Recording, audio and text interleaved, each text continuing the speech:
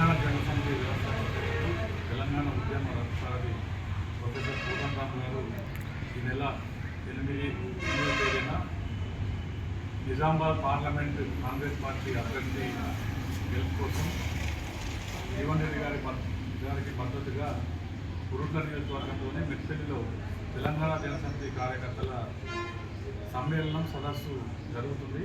అట్టి సమావేశానికి ప్రొఫెసర్ కోదండరామ్ గారు హాజరు కానున్నారు.